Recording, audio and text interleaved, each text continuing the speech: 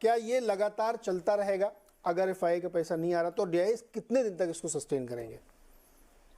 जी देखिए, क्या होता है कि एक इकोनॉमी है, ग्लोबल हो गई, या हम फिलहाल हमारा डिस्कशन इंडिया पे रखते हैं, जो ग्रो हो रही है, नहीं हो रही है, कितने पे हो रही है, लॉन्ग टर्म लेना चाहते हैं, शॉर्ट टर्म लेना चाहते हैं, वो आपके ऊपर है। अब सिंस हम इंडियन इकोनॉमी की बात कर रहे हैं, तो खराब से खराब प्रेडिक्शन भी माने तो 6% के आसपास जीडीपी ग्रोथ रेट का एक्सपेक्टेशन। आप 5 कर लीजिए, मुझे कोई दिक्कत नहीं है। अगर लगता है कि थोड़ा और आने वाले टाइम में कई सारे इम्पैक्ट आ जाएंगे, हालांकि जो बहुत बड़ा पॉजिटिव इंडियन इकोनॉमी के लिए हो गया है कि ब्रेंट जो $100 के आसपास चला गया था 95-96, वो अब 80 पे आ गया है। तो आप बाजार की इरेशनैलिटी शॉर्ट टर्म में देखिए कि इधर ऑयल गिर रहा है और इधर बाजार गिर रहा है, जबकि उल्टा होना चाहिए। इंडिया तो ऑयल इंपोर्ट डिपेंडेंट इकोनॉमी है।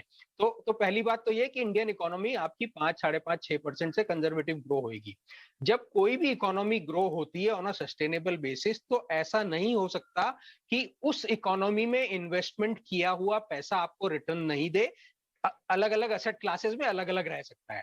हम इक्विटी की यहाँ बात कर रहे हैं, तो इक्विटी को मैं बोलूंगा कि एक कंजर्वेटिव बेसिस पे अगर 6% आपकी इकोनॉमी ग्रो हो रही है, तो उसको आप 1.5x यानी कि 9% एनुअलाइज रिटर्न तो आराम से आप मान के चलिए।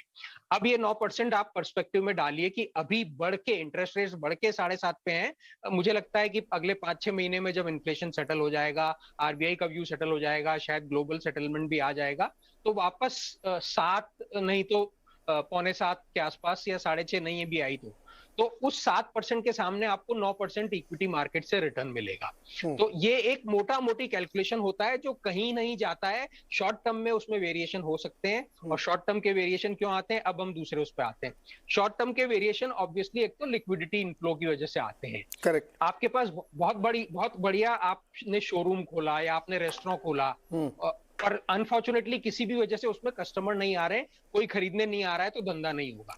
तो ऐसे ही आपकी इकोनॉमी है, आपकी बहुत कंपनीज अच्छा कर रही हैं, आपके शेयर लिस्ट हो गए, पर अगर उनमें कोई बायर नहीं आ रहा है, तो उनके भाव ऊपर नहीं जाएंगे, उनका वैल्यूएशन नहीं बढ़ेगा। वो एक शॉर्ट टर्म, इनफैक्ट कई बार मीडियम टर्म फेनोमेना भी रह सकता है, जैसे हमने पब्लिक सेक्टर बैंक्स में देखा कि करीब करीब 7-8 साल की मंदी के बाद अब चलना शुरू हुए हैं, क्योंकि नंबर्स में इंप्रूवमेंट दिखा, और बाजार ने 1 क्वार्टर 2 क्वार्टर का नंबर नहीं देखा, उन्होंने सस्टेनेबली देखा कि हाँ ठीक है, वाकई में इंप्रूवमेंट हो रहा है क्या। तो वो एक फैक्टर आता है, और मैं और बातें कर सकता हूं, पर मेरा जवाब शायद लंबा होता जा रहा है। हाँ। तो मुझे लगता है ये एक बहुत इंपॉर्टेंट बात है कि fundamental improvement, economy macro level पे, माइक्रो लेवल पे कॉर्पोरेट्स का, और फिर बायर्स का आना, ये बाजार को डिसाइड करेगा। ये